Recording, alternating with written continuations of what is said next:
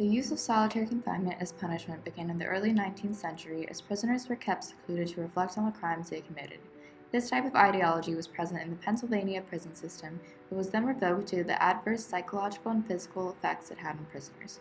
Prisoners became violently insane and were deemed unfit to be of any subsequent service to the community once they were released, as they could not function in society with a normal occupation or social presence. Thus, the consequences of solitary confinement were clearly displayed as having a significantly negative impact on a prisoner's rehabilitation and readjustment to society. Even after learning about the debilitating psychological effects of solitary confinement, prisons still continue to enable the punishment today. In super maximum security prisons, more commonly known as supermax facilities, solitary confinement is used to control disobedient prisoners. Human contact is severely minimized as prisoners are only allowed to shower or exercise for a few hours each week. Solitary confinement is defined as the isolation of a prisoner in a separate cell as a punishment. We asked interviewees how they would describe solitary confinement. Pretty much I just see it as a punishment, and then where you're placed in isolation. Solitary confinement is like when you put someone in a really small space, such as a cell or something, and then they couldn't be set free, so they have to stay in the cell for a really long time. I define the term solitary confinement as an individual being physically isolated from everyone else, and they would have I imagine them having barriers and lacking their privileges and rights to certain things. I would say it's having isolation. Either you choose to seclude yourself, or having others impose it onto you. Solitary confinement is when a prisoner is relocated to his own cell, and he an 8-by-6-foot cell, and he is deprived contact from other prisoners for up to 23 hours a day. We conducted a survey with over 100 responses asking if people support solitary confinement. Only 10.6% of people said that they support it, where the rest were equally against it or neutral. We asked interviewees if they support solitary confinement and why. So far, I'm neutral about it.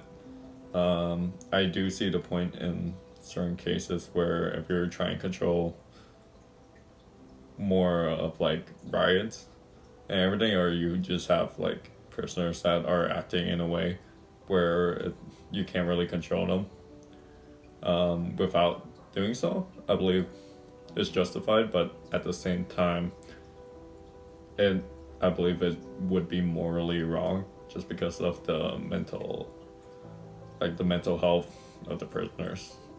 I don't really support solitary confinement because I think the purpose of us putting criminals into the jail is making them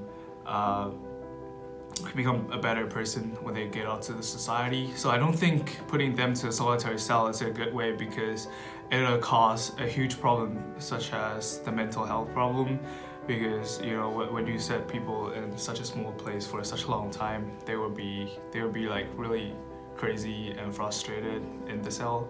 So yeah, I don't support that.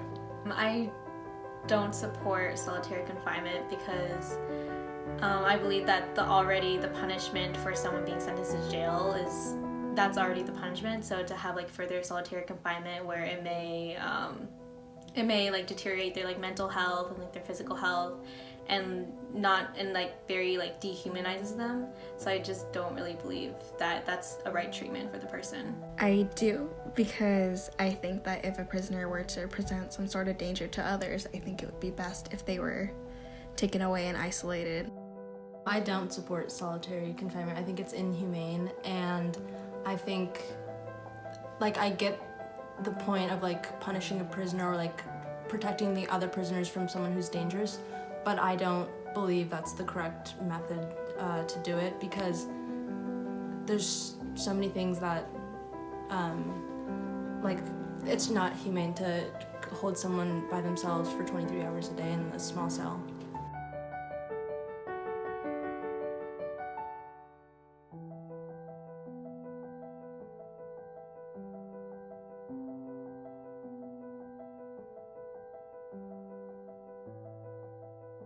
I think they're very prevalent just because I know just human beings are very they're social creatures, and then like humans, we drive off being able to socialize and interact with other people.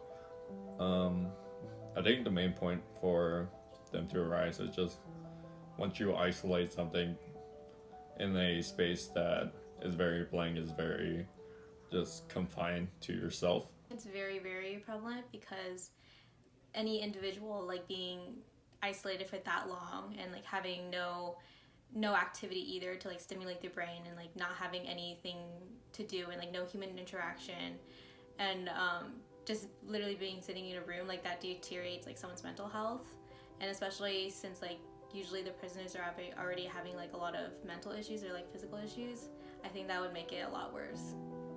I think they're extremely prevalent. I think the rate is very high because if you're cooped up in a room all alone by yourself for hours, days, weeks, like months, years, however long it may be, and you don't have any interaction with others except through a little slot in your door, You're deprived of all your senses, and it's easy for someone to hallucinate. Oh, definitely not. When it comes to rehabilitation, like people need to be able to, I guess, learn from their mistake and then learn in an environment that's a lot healthier than just being placed all alone with their own thoughts and everything. So I definitely think it is not a good place for rehabilitation. Definitely not. I don't think that's a good way to educate the prisoners or the criminals, because when you want to educate someone, you don't have to set them into such a devastated or desperate place or space. So yeah, I don't support that, and I don't think that's a good way to educate people. I don't think that it is a good technique because, like what you said, like it causes a lot of mental health issues, and there's already like statistics that show that. And especially for like rehabilitation, there's already studies being made that like show that there's other alternatives, and I think those are like really good options. I think that it's good only if it's short term. I think long term can have a lot of detrimental effects, like the ones that were listed. For long term, I think they could look into some better options out there if they wanted to reinforce good behavior. But I think it's only just like a timeout that you give to kids. I think short term would be best if that were the case.